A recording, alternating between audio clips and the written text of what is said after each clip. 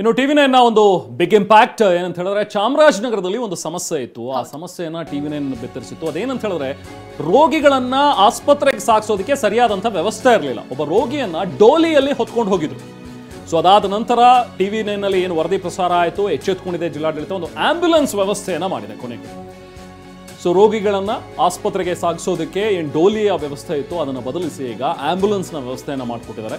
ಟಿವಿ9 ವರದಿ ಬಳಿಕ ಎಚ್ಚೆತ್ತುಕೊಂಡಿದೆ ಚಾಮರಾಜನಗರ ಜಿಲ್ಲಾಡಳಿತ. ಮಲೆಮಹದೇಶ್ವರ ಪ್ರಾಧಿಕಾರದಿಂದ ಆಂಬ್ಯುಲೆನ್ಸ್ ವ್ಯವಸ್ಥೆಯನ್ನ ಮಾಡಿದ್ದಾರೆ. ಈ ಹಿಂದೆ ಏಪ್ರಿಲ್ 2ನೇ ತಾರೀಕು ಒಬ್ಬ ರೋಗಿಯನ್ನ ಡೋಲಿಯಲ್ಲಿ ಸಾಗಿಸಿದ್ರು ಆಸ್ಪತ್ರೆಗೆ.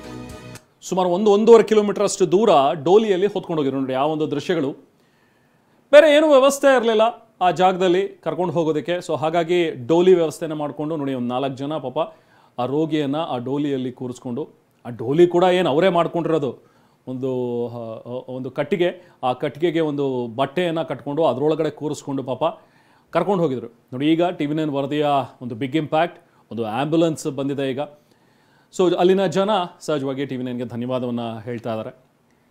ಟಿವಿ9 ವರದಿ ಆಧರಿಸಿ ವರದಿ ಏನು ಬಂತು ಆಗ ಜಿಲ್ಲಾಡಳಿತ ಎಚ್ಚೆತ್ತುಕೊಳ್ತು, ಸ್ಥಳಕ್ಕೆ ಹೋಗಿ ಪರಿಶೀಲನೆಯನ್ನು ಮಾಡಿದ್ರು.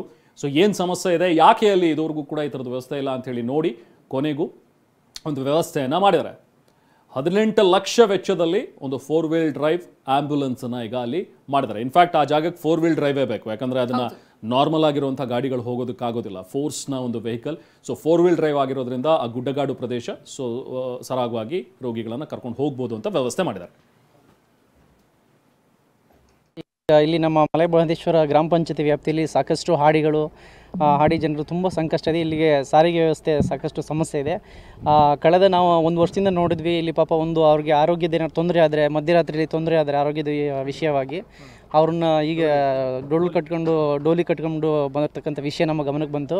ಈ ಒಂದು ವಿಷಯವನ್ನು ನಾವು ಪ್ರಾಧಿಕಾರದ ಸಭೆಯಲ್ಲಿ ಇಟ್ಟು ಇಲ್ಲಿ ಏನು 4 ವೀಲ್ ಡ್ರೈವ್ ಅವಶ್ಯಕತೆ ಇದೆ, ಬೆಟ್ಟನ ಹತ್ತಕ್ಕಂಥ ವೆಹಿಕಲ್ ಅವಶ್ಯಕತೆ ಇದೆ ಅಂತ ಹೇಳಿ ನಮ್ಮ ಉಸ್ತುವಾರಿ ಸಚಿವರಿಗೆ ಮತ್ತು ನಮ್ಮ ಜಿಲ್ಲಾಧಿಕಾರಿ